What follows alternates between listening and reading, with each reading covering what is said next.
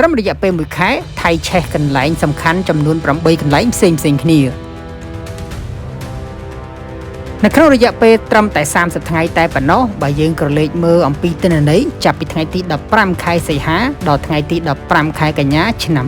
2025នេះប្រទេសថៃជួបប្រទះនៅភ្លើងឆេះចំនួន8កន្លែងផ្សេងៗគ្នាដែលសុទ្ធសឹងតែជាកន្លែងសំខាន់ដែលកន្លែងដែលឆេះទាំងអស់នោះមានដូចជាភោជនីយដ្ឋានវត្តអារាមផ្សារអគារពាណិជ្ជកម្មរោងចក្រកែច្នៃក៏ដូចជាទូកទេសចរជាដើមបើយើងក្រឡេកមើលនៅក្នុងថ្ងៃទី15ខែសីហាគឺមានករណីភ្លើងឆេះបារដ៏ល្បីមួយនៅក្នុងផ្សារសម្បត្តិបុរីនៃស្រុកបានប៊ូថុងនៃខេត្តនុតថាបុរីដោយភ្លើងឆេះនេះបានបង្កឲ្យមានភាពចលាចលគណៈដែលទូរលេខជនរងគ្រោះនិងទំហំការខូចខាតមិនត្រូវបានគេបង្ហាញនោះទេរំលងបាន3ថ្ងៃចូលដល់ថ្ងៃទី18ខែសីហាមានករណីឆេះវត្តដ៏ល្បីមួយដែលអគ្គិភ័យមីនីបានលេបត្របាក់វិហារស្ទើរតែទាំងស្រុងតែម្ដងដែលវត្តនោះមានឈ្មោះថាផាផៃដែលជាវត្តដ៏ល្បីល្បាញនៅក្នុងស្រុកមេរឹមនៃខេត្តឈៀងម៉ៃហើយអគ្គិភ័យនេះផងដែរបានកើតឡើងនៅវេលាទៀបភ្លឺនៅក្នុងថ្ងៃទី18ខែសីហាឆ្នាំ2025ហើយបើយោងទៅតាមការបញ្ជាក់របស់ប៉ូលីសសង្ស័យថាអគ្គិភ័យនេះបណ្ដាលមកពីផ្ទុះសេខ្សែភ្លើងឬបណ្ដាលមកពីអុជធូបឬក៏ទៀនដែលនៅសេសសល់នៅក្នុងពិធីបុណ្យសាសនា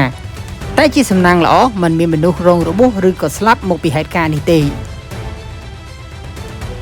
នៅក្នុងថ្ងៃដដែលនេះនៅថ្ងៃទី18សីហាក៏មានករណីឆេះមួយទៀតផងដែរគឺឆេះហាងលក់ទំនិញដ៏ល្បីនៅក្នុងផ្សារប្រទូណាមនៅកណ្ដាលទីក្រុងបាងកកដែលអគ្គិភ័យនេះបានកើតចេញពីជាន់ទី3ប៉ុន្តែមិនបណ្ដាលឲ្យមនុស្សម្នាក់ណារងរបួសនោះទេ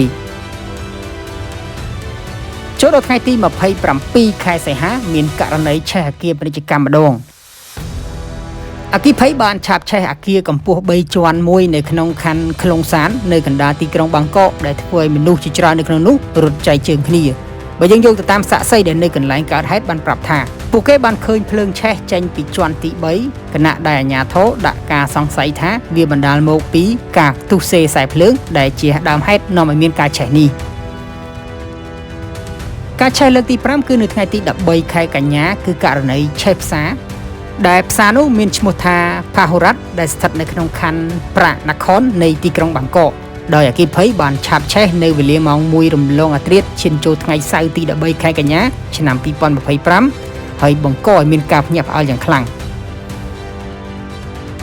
ការឆេះលើកទី6គឺនៅថ្ងៃទី13ខែកញ្ញាគឺឆេះរោងចក្រកែច្នៃផ្លាស្ទិក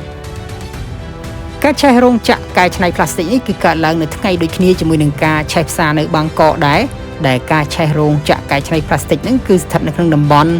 ម៉ែបតាភុតនៃខេត្តប្រាក់យ៉ងបន្ទាប់ពីមានការផ្ទុះយ៉ាងខ្លាំងដែលបញ្ចេញផ្សែងខ្មៅយ៉ាងក្រាស់ទៅលើមេឃអគ្គិភ័យនេះផងដែរកើតឡើងនៅវេលាម៉ោង6:30នាទីព្រឹកនៅក្នុងឃ្លាំងផ្ទុកទៅដោយសម្ភារៈផ្លាស្ទិកដោយឆាបឆេះរយៈពេលជាង3ម៉ោងទម្រាំតែក្រុមពលរដ្ឋអគ្គិភ័យមកដល់ហើយបានប្រើប្រាស់រថយន្តអស់ចំនួន12គ្រឿងដើម្បីពន្លត់បើទោះបីជាភ្លើងរលត់ក៏ពិតមែនប៉ុន្តែរោងចក្រនេះត្រូវបានបំផ្លាញទាំងស្រុងហើយបើតាមការប៉ាន់ស្មានត្រូវខាត់ថវិកាអស់រាប់លានបាត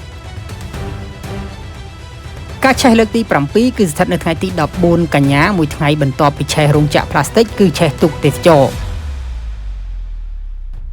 ទូកទេសចរជាច្រើនគ្រឿងបានឆេះបណ្ដាក់គ្នានៅលើទន្លេចៅប្រយ៉ាប៉ុន្តែមិនមានការបញ្ជាក់អំពីមូលហេតុដែលនាំឲ្យឆេះក៏ដូចជាចំនួនមនុស្សស្លាប់ឬរបួសនោះទេដោយហេតុការណ៍នេះកើតឡើងដំបូងនៅវេលាម៉ោង6:43នាទីល្ងាចនៅថ្ងៃអាទិត្យទី14ខែកញ្ញាឆ្នាំ2025ដែលអគ្គិភ័យឆាបឆេះទូកមួយគ្រឿងសិនដំបូងគេដែលស្ថិតនៅជិតផែវត្តរច្ឆាស៊ីងខននៅក្នុងសង្កាត់ប្រយ៉ាក្រៃនៃខណ្ឌបឹងខូលឹមនៅទីក្រុងបាងកកបន្ទាប់ពីឆេះបាន4នាទីស្រាប់តែមានទូក2គ្រឿងទៀតត្រូវបានភ្លើងឆេះដូចគ្នាប៉ុន្តែត្រូវបានក្រុមពលរដ្ឋអគ្គិភ័យជួយបានទាន់ពេលវេលាការឆេះលើកទី8គឺនៅថ្ងៃទី15ខែកញ្ញាគឺឆេះរោងចក្រគីមីអគ្គិភ័យដ៏សន្ធោសន្ធៅបានឆាបឆេះរោងចក្រគ្រប់គ្រងកាកសំណល់គីមីនៅក្នុងតំបន់ស៊ុយសាមេដេមនៅក្នុងខណ្ឌបាងឃុំ